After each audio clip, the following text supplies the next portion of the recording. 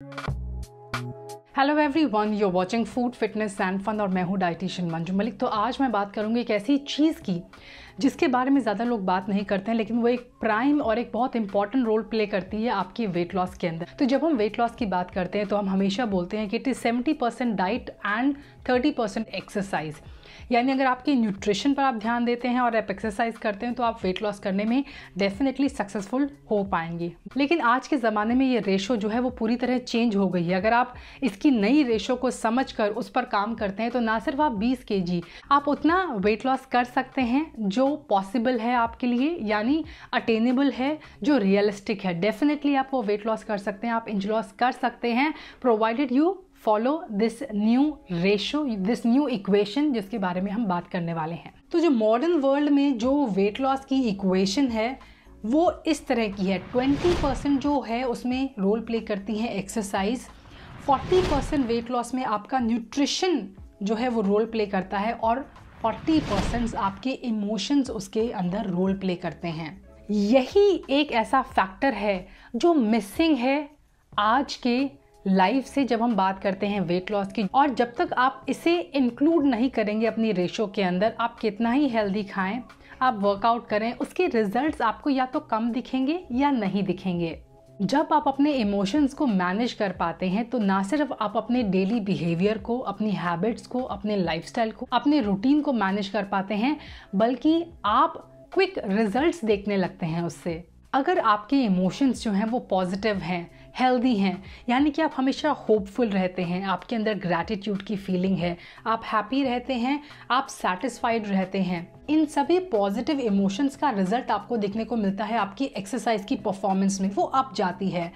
जो आप healthy food खाते हैं उसका मेटाबॉलिज्म अच्छा होता है, आप अच्छी नींद ले पाते हैं, आप स्ट्रेस को मैनेज कर पाते हैं, आपकी हार्मोन्स बैलेंस रहते हैं। वही अगर आपके इमोशंस जो हैं वो नेगेटिव हैं, यानी आप हमेशा गिल्ट फीलिंग में रहते हैं, अगर आपने एक्सरसाइज मिस कर दी या फिर कभी कुछ उल्टा सीधा खा लिया तो आपके अंदर फियर रहता है कि इससे मेरा वज़न बढ़ जाएगा, गिल्ट फीलिंग है, फियर की फीलिंग है, अनसेटिस्फाइड है, आपके अंदर शेम की फीलिंग है कि मेरा मोटापा ज़्यादा होने की वजह से you feel a little conscious about your body, about your shape, आप हमेशा रिग्रेट फील करते हैं, एंगर की फीलिंग रहती है। तो आप ना सिर्फ स्ट्रेस रहते हैं इन इमोशंस की वजह से, आपकी एक्सरसाइज की परफॉर्मेंस और एक्सरसाइज करते हुए भी उसका रिजल्ट आपको कम मिलता है।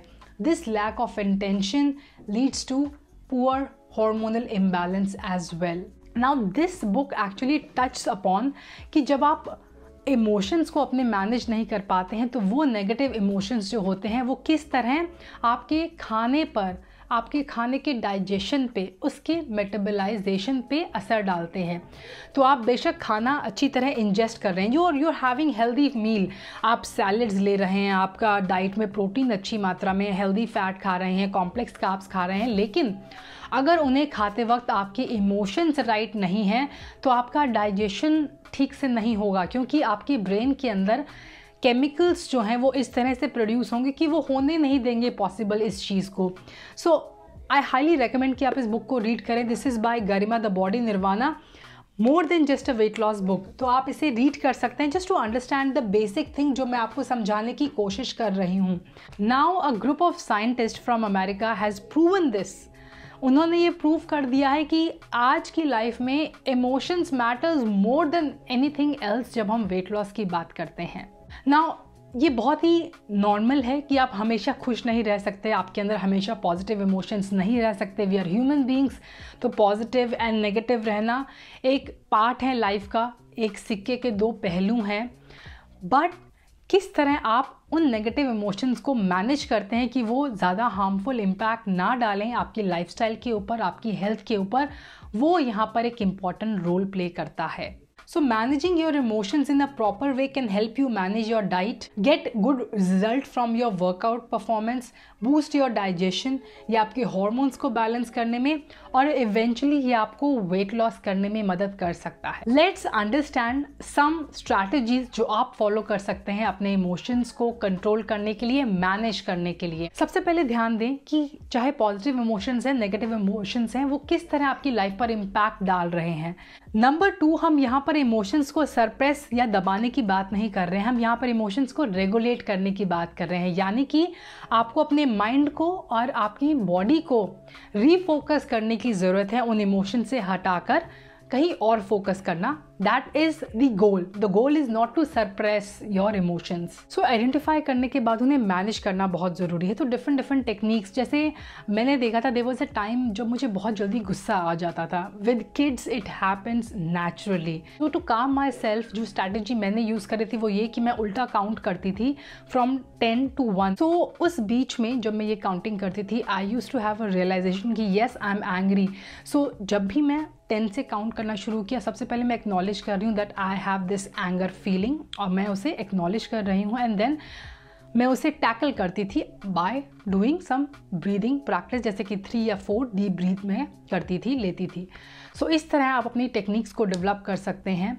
आप मसल्स को थोड़ा सा रिलैक्स कर सकते हैं, जिससे कि आप थोड़ी सी स्ट्रेचिंग कर सकते हैं। You can also go out for a walk in the nature. आप सनलाइट ले सकते हैं, ये भी आपको हेल्प करेगी। सबसे इंपॉर्टेंट इसमें जो एक टिप है वो है कीप अ मूड जर्नल, यानी एक नोटबुक रखें और उसके अंदर राइटिंग करें।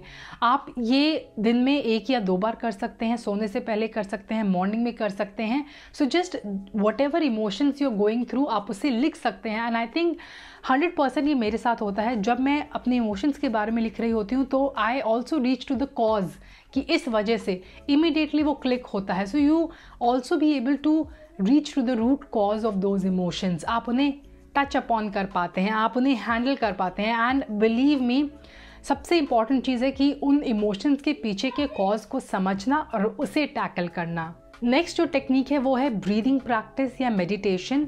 जब भी आप किसी नेगेटिव इमोशन से गुजर रहे हैं, अगर आप ब्रीदिंग प्रैक्टिस करते हैं, इनहेल एक्सहेल डीपली, या बॉक्स ब्रीदिंग करते हैं, बहुत सारे प्रैक्टिस हैं, आप कोई भी एक उसमें से ले सकते हैं ब्रीदिंग प्रैक्टिस और उसे करना स्टार्ट कर सकते हैं। 3 डीप ब्रेथ्स आप लेंगे, वो भी आपको हेल्प करेंगी। Meditation if it is possible तो आप मेडिटेट कर सकते हैं, इससे आपकी मसल्स को भी रिलैक्स करने में आपको मदद मिलेगी। नाउ जर्नलिंग जो है, यानी जब आप इमोशंस को नोट डाउन करेंगे तो आप अपने इमोशंस को टैग करें। Instead of writing positive and negative, right down the name of the emotions that you are feeling a fear, आपको एंगर का इमोशन है, आपको यू आर फीलिंग गिल्ट किसी तरह का है। तो अगर आप जब टैग करते हैं तो आप अच्छी तरह उन्हें टैकल भी कर पाते हैं। एक और जो इम्पॉर्टेंट चीज़ है कि आप अपने सेंसरी ऑर्गन्स को यूज़ कर सकते हैं। This is called sensory grounding, यानी आप अपनी स्मेल को, जैसे अनदर फ्रेंड ऑफ माइन, जब उसे कुछ स्ट्रेस की फीलिंग होती है, she always uses cinnamon sticks, वो उसे स्मेल करती हैं एंड शी फील्स रिलैक्स्ड। तो कोई कैंडल आप लाइटन अप कर सकते हैं। तो कहीं आपको विजिट करना है, ट्रैवल करना है, तो आप उनके पिक्चर्स अपने वर्क स्टेशन पे रख सकते हैं, आप टच कर सकते हैं। For example when I hug my babies I feel really relax. तो टच वाली फीलिंग से भी आपको सेंसरी फीलिंग से आप रिलैक्स हो सकते हैं। उनके आप म्यूज़िक सुन सकते हैं। तो touch, smell, hear, see and taste, ये हमारे सेंसरी ऑर्गन्स से आप इन्हें यूज़ कर सकते हैं। Channelize your emotions into doing something useful and creative. For example, कई लोगों को स्केचिंग करने से रिलैक्स फील होता है, कई लोगों को योर आर्ट फॉर्म करने से रिलैक्स फील होता है, कई लोगों को डांस करने से रिलैक्स्ड फील होता है।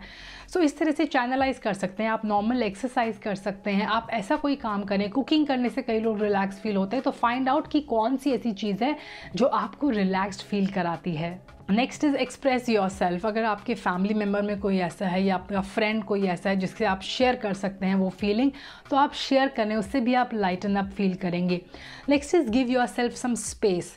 Now another friend of mine, in fact she is a family member, वो जब भी स्ट्रेस फील करती है, she goes out on a coffee date with herself. तो अपनी वो कोई बुक या फिर कोई मूवी लेके जाती हैं साथ में, and she sits at a cafe और वो मूवी देखती हैं and she enjoys a cup of tea और कॉफ़ी, जो भी उन्हें पसंद है। So give yourself some space. Avoid करें उस सिचुएशन को, उस प्लेस को जो आपको स्ट्रेसफुल फील करा रहा है। I am not saying you always run away from your problem, लेकिन अगर फॉर द टाइम बिंग आप बहुत ज़्यादा स्ट्रेस है, उसकी वजह से taking a break can definitely help you out, कि आप उसको दोबारा आके टैकल करने की फ्रेश माइंड से कोशिश करें। You can also watch some funny stuff, या फिर आप कोई फ़नी बुक पढ़ सकते हैं। Practice mindfulness and gratitude. जितना आप माइंडफुल रहेंगे, जितना आप ग्रेटफुल रहेंगे जो भी आपके पास है उसे लेकर, आप उतना ज़्यादा रिलैक्स्ड और पॉजिटिव फील करेंगे। Last but not the least is try to always stay on top of your emotions. कैसे आप इमोशनली ज़्यादा रिच रह सकते हैं। अगर आप अच्छी नींद लेते हैं तो आप ज़्यादा पॉजिटिव रह सकते हैं। अगर आप अच्छी खाना खाते हैं, इट इज़ वाइस वर्सा। अगर आप अच्छी डाइट लेते हैं, अगर आप हमेशा जंक खाते रहेंगे तो आप फूड कोमा में रहेंगे, हमेशा लेज़ी फील करेंगे। तो healthy food, exercise, good sleep, ये सब आपको इमोशंस को कंट्रोल करने में भी हेल्प करते हैं। It's a cycle. सो एक फेमस कोट मैं कहूँगी, either you can control your emotions और your emotions can control you. अगर आपके इमोशंस आपको कंट्रोल करेंगे तो आप कभी हेल्दी नहीं रह पाएंगे। तो कोशिश करें कि आप अपने इमोशंस को मैनेज करें, ना कि आपके इमोशंस आपको। अगर कुछ भी आपके लिए पॉसिबल नहीं है, ये सारे जो आइडियाज़ मैंने आपको दिए हैं, चीज़ें शेयर की हैं, कुछ भी काम नहीं कर रहा है, तो आई सजेस्ट कि आप कंसल्ट करें किसी थेरेपिस्ट से। पहले ज़माने में होता था कि कोई थेरेपी के लिए जाता था तो कहते थे कि नहीं, मेंटल प्रॉब्लम है, ये है। आजकल ये बहुत नॉर्मल हो गया है। It is become a way of life. बहुत सारे लोगों को प्रॉब्लम है, बहुत लोगों को स्ट्रेस है। तो आप अपने अंदर वो स्ट्रेस को ना रखें। हैव अ पर्सन जिसके साथ आप शेयर कर सकें। मेडिकल हेल्प की अगर ज़रूरत पड़े तो do not hesitate.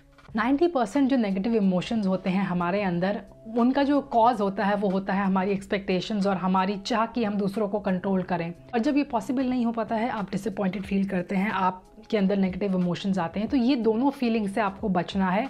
Do not have any expectations and do not try to control something that is not in your control. आप अपने इमोशंस को कंट्रोल करें, क्योंकि हमेशा मैं कहती हूँ इमोशंस क्या होते हैं, कुछ हुआ, आपका रिएक्शन कैसा है, उससे आपके इमोशंस जो होते हैं वो डेवलप होता है। अगर कोई भी ऐसा नेगेटिव इवेंट हुआ है, अगर आप उस पर ज़्यादा रिएक्ट नहीं करते हैं तो आपके इमोशंस जो हैं वो भी सेटल रहेंगे उसकी तरफ। लेकिन अगर आप ओवर रिएक्ट करते हैं तो आपके इमोशंस भी ओवर हो जाएंगे, नेगेटिव हो जाएंगे। In short, try to focus on the solution always. जब आप प्रॉब्लम पे ज़्यादा फोकस करते हैं तभी आपके अंदर ज़्यादा नेगेटिव इमोशंस आते हैं। तो दैट्स ऑल फॉर टुडे।